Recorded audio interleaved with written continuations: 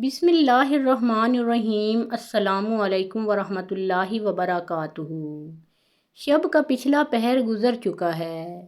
رات بھر فضا میں چاندنی بکھیرتا چاند بھی ستاروں کے جھرمٹ میں واپسی کے سفر پر گامزن ہے۔ یثرب کے ایک سرسبز کھجور کے باغ کے درمیان واقع خوبصورت حویلی کے اسٹڈی روم میں یہودیوں کے سب سے بڑے عالم، امام اور سردار حسین بن سلام توریت کے مطالعے میں مصروف ہیں۔ آج پھر ان کی سوچ کا محور توریت کا وہی حصہ ہے کہ جہاں مکے میں آخری نبی صلی اللہ علیہ وآلہ وسلم کے ظہور کی بشارت تحریر ہے۔ حسین کچھ عرصے سے محسوس کر رہے ہیں کہ وہ جب بھی توریت کی ان آیات کا مطالعہ کرتے ہیں تو انہیں ایک عجیب کیفیت سے گزرنا پڑتا ہے۔ انہیں توریت میں تحریر کردہ آخری نبی صلی اللہ علیہ وآلہ وسلم کی آمد کی تمام نشانیاں پوری ہوتی نظر آتی ہیں۔ اور پھر ایک جگہ یہ بھی تحریر ہے کہ ان کے لوگ انہیں مکے سے ہجرت پر مجبور کر دیں گے اور وہ یثرب میں مستقل قیام کریں گے۔ تو کیا میں اللہ تعالیٰ کے اس آخری رسول صلی اللہ علیہ وآلہ وسلم کا دیدار کرنے کا شرف حاصل کر سکتا ہوں؟ یہ سوال ایک شدید خواہش کے روپ میں ڈھل کر انہیں بے چین و بے قرار کر دیتا ہے۔ حسین بن سلام کا سلسلہ نسب حضرت یوسف علیہ السلام سے ملتا ہے۔ 11 نبوی کی بات ہے کہ جب بنو خزرج کے 6 افراد مکہ مکرمہ گئے اور رسول اللہ صلی اللہ علیہ وآلہ وسلم کے ہاتھ پر اسلام قبول کر کے یثرب واپس آ گئے۔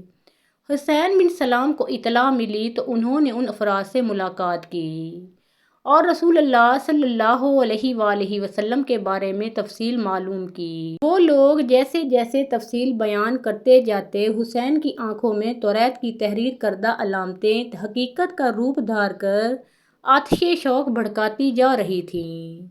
اب ایک علامت کی تصدیق اور باقی تھی اور وہ تھی یثرب کی طرف ہجرت۔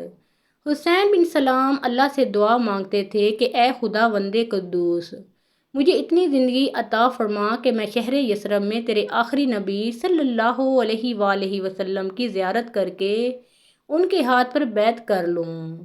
وہ کہتے ہیں کہ ایک صبح میں اپنے باغ میں درختوں سے کھجوریں اتروا رہا تھا۔ میری چچی خالدہ بنت حارث بھی میرے ساتھ تھیں۔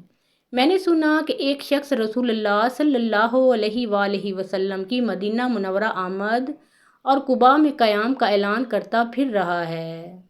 اس خبر نے میرے جسم میں بجلی سی دوڑا دی اور بے اختیار میرے منہ سے نکلا اللہ اکبر، اللہ اکبر۔ چچی نے یہ سن کر مجھے برا بھلا کہا اور بولیں، حضرت موسیٰ علیہ السلام کی آمد کا سنتا تو یہ نعرہ لگاتا۔ میں نے انہیں سمجھایا، چچی خدا کی قسم یہ اللہ تعالیٰ کے آخری رسول صلی اللہ علیہ وآلہ وسلم ہیں جو حضرت موسیٰ علیہ السلام کے بھائی ہیں۔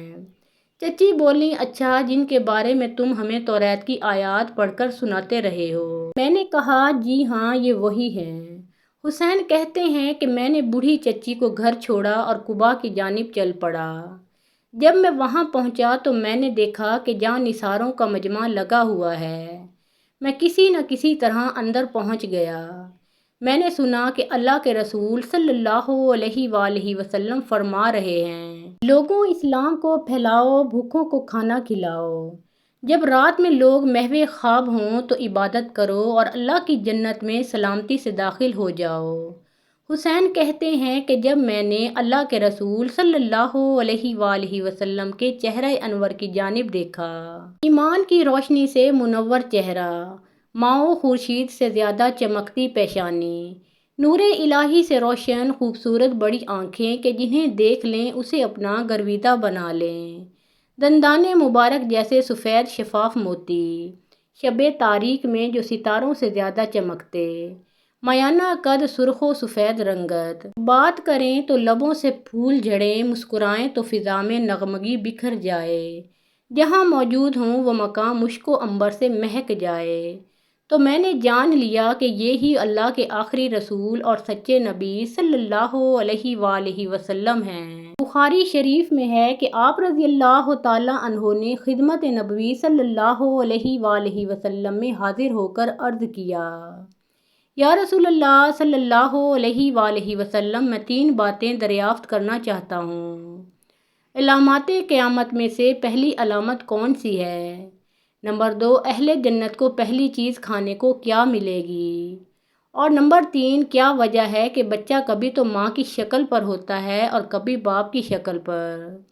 حضور نبی کریم صلی اللہ علیہ وآلہ وسلم نے تینوں سوالوں کے جواب اس طرح دیے۔ نمبر 1، قیامت کی پہلی نشانی ایک آگ ہوگی جو لوگوں کو مشرق سے مغرب کی جانب ہنکا لے جائے گی۔ نمبر 2، اہل جنت کی پہلی خوراک مچھلی کی کلیجی پر جو ٹکڑا ٹکا رہتا ہے وہ ہوگا۔ نمبر 3، ماں کا مادہ تولید غالب ہو تو بچہ ماں کی شکل پر، اور اگر باپ کا غالب ہو تو باپ کی شکل پر ہوتا ہے۔ آپ فوری طور پر مشرف با اسلام ہو گئے۔ آپ صلی اللہ علیہ وآلہ وسلم نے آپ کا نام حسین سے تبدیل کر کے عبداللہ رکھ دیا۔ وہ گھر تشریف لائے اور تمام اہل خانہ کو اسلام کی دعوت دی، جس پر سب نے اسلام قبول کر لیا۔ ان میں آپ رضی اللہ تعالیٰ عنہ کی چچی حضرت خالدہ رضی اللہ تعالیٰ عنہا بھی شامل تھیں، لیکن آپ رضی اللہ تعالیٰ عنہ نے گھر والوں کو ہدایت کی کہ فی الحال چند دنوں کے لیے اپنے مسلمان ہونے کو ظاہر نہ کریں۔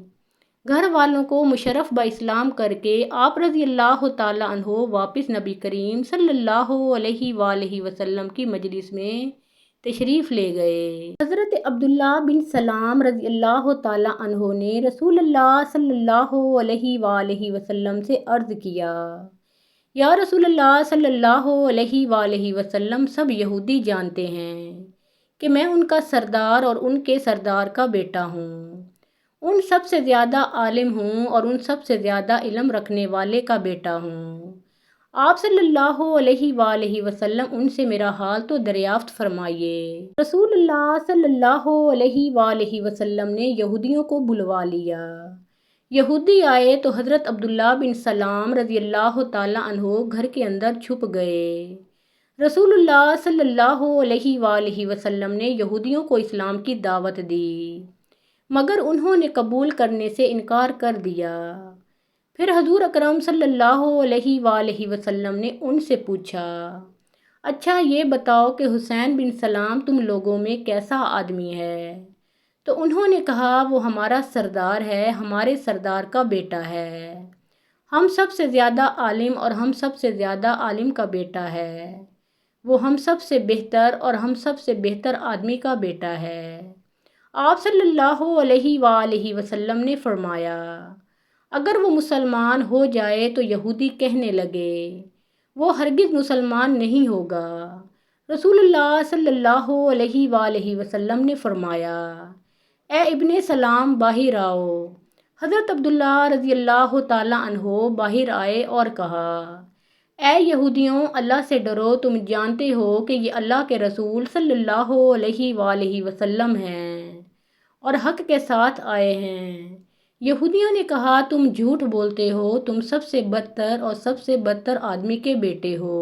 حضرت سعد رضی اللہ تعالیٰ عنہ کہتے ہیں کہ رسول اللہ صلی اللہ علیہ وآلہ وسلم نے ان کی زندگی ہی میں ان کے لیے جنت کی بشارت دے دی تھی۔ محترم ناظرین، پیارے آقا محمد مصطفیٰ صلی اللہ علیہ وآلہ وسلم کا پیارا نام ایک بار کامنٹ سیکشن میں ضرور لکھیے۔ اگر آپ کو ویڈیو پسند آئی ہو تو لائک اور شیئر کیجیے۔ مزید اسلامی واقعات اور سبق آموز کہانیاں سننے اور دیکھنے کے لیے ہمارے اس چینل کو سبسکرائب کیجیے۔